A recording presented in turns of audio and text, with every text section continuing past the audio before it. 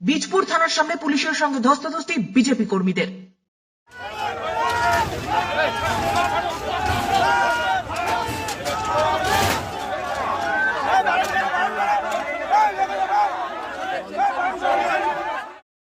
গত সোমবার বিজেপির আইন অমান্য অভিযান ঘিরে উত্তপ্ত হয়ে উঠেছিল ব্যারাকপুর চিড়িয়ামোড় এলাকা।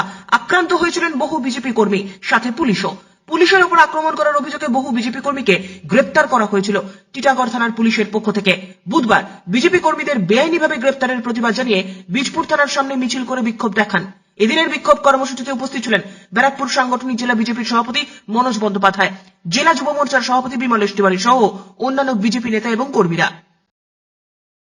দেখুন, গোটা কাঁচরাপাড়ায় কেবলমাত্র এখন একটা বিস্ফোরণ হয়েছে 7 নম্বর ওয়ার্ডে। আমি আশা করছি প্রত্যেকটা ওয়ার্ডে অন্তত 4-5টা জায়গায় ওরা বোমা রেখেছে। ঠিকঠাক তদন্ত চাই। নির্বাচন যত এগিয়ে আসছে তৃণমূল কংগ্রেস সন্ত্রাস ছড়াচ্ছে।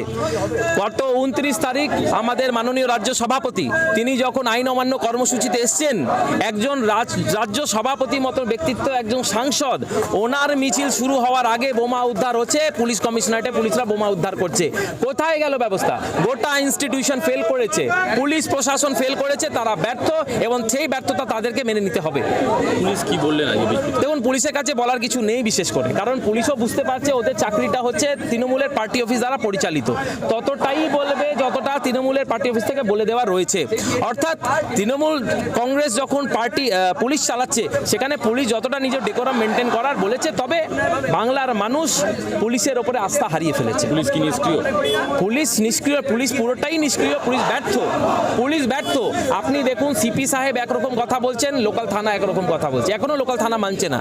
কেউ বলছে বোম ছুঁড়েছে, সিপি বলছে এখানে বোম রাখা রয়েছে। যদিও সিপি কোনো খুব একটা বিশাল ভালো অফিসার তা নয়, কিন্তু ঘটনাক্রমে ভুলবশত উনি সত্যি কথা বলে ফেলেছেন যেখানে বোমা রাখা ছিল। আমি বলছি এই তদন্ত সিআইডি দিয়ে নয়, এনআইএ দিয়ে তদন্ত করানো উচিত, তবে সঠিক রিপোর্ট উঠে আসবে। গত 27 তারিখে কাঁচরাপাড়াতে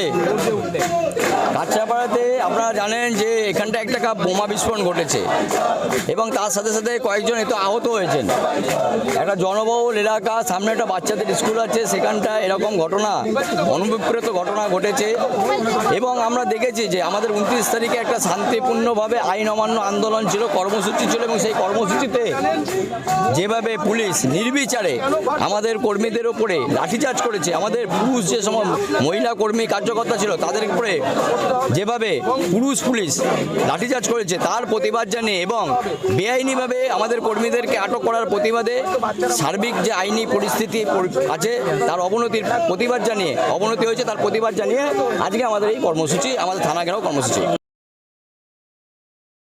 কাঁচরাপাড়া থেকে হিমাদ্রি শেখর ভট্টের প্রতিবেদন, চ্যানেল 24/7।